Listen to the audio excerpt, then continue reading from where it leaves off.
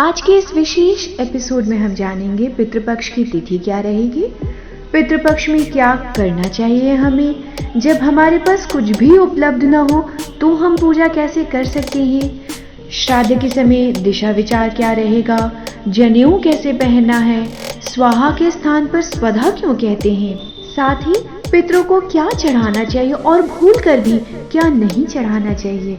लेकिन उससे पहले यदि आप चैनल पर नए हैं तो तुरंत अपने प्रिय चैनल डॉक्टर जगसिद्ध को भक्ति संसार को सब्सक्राइब कर लें। जय श्री राम श्रोताओं, हिंदू धर्म में पितृपक्ष का विशेष महत्व होता है।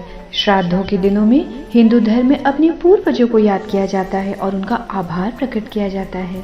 जब हमारे पितृ तृप्त होते हैं तो वे अपने परिवार को आशीर्वाद देते हैं, जिससे परिवार में सदैव सुख, ऐश्वर्य और शांति बनी रहती है।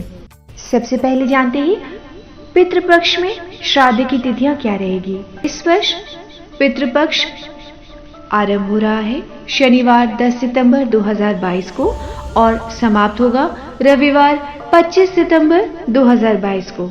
इन 15 दिनों में कोई भी शुभ कार्य जैसे गृह प्रवेश, कर्णछेदन, मुंडन, शादी विवाह नहीं किए जाते हैं। साथ ही कोई नया कपड़ा भी नहीं खरीदा या पहना जाता है। स्क्रीन पर हमने श्राद्ध की सभी महत्वपूर्ण तिथियां आपके नोट करने के लिए प्रस्तुत कर दी हैं।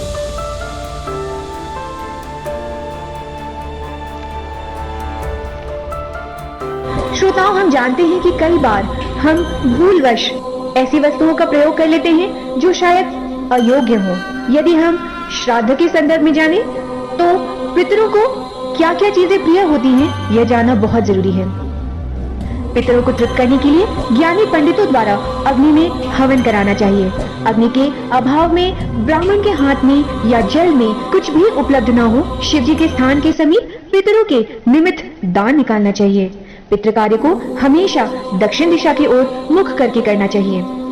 सृष्टि के आरंभ से पितरों के श्राद्ध का वर्णन मिलता है, जिससे इसकी महत्ता का ज्ञात होता है। त्रेता में भी श्री राम द्वारा दशरथ की श्राद्ध का उल्लेख मिलता है। पितरों को तृप्त करने से मानव को उनका आशीर्वाद प्राप्त होता है एवं पितृदोष समाप्त होता है, जिससे जीवन में सुख, शांति और संपन्नता के साथ सौभाग्य में वृद्धि होती है। श्राद्ध के समय यज्ञोपवीत को दाहिने कंधे पर रखकर किया जाए। तर्पण, तिलदान, स्वधा के उच्चारण के साथ ही करना चाहिए। श्रोताओं, आपको ध्यान होगा हवन की सरल विधि के एपिसोड में हमने स्वाहा शब्द का प्रयोग किया था। यहाँ यह जानने योग्य बात है कि स्वधा शब्द का प्रयोग करना चाहिए, क्योंकि यह पितरों को तृप्त करता है। जानते हैं क्या क्या वस्तुएं पितरों को प्रिय हैं?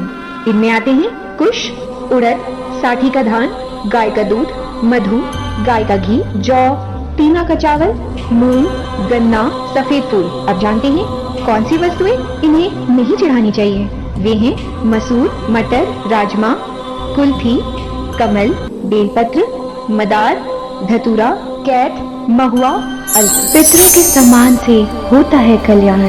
तब तक के लिए राम राम।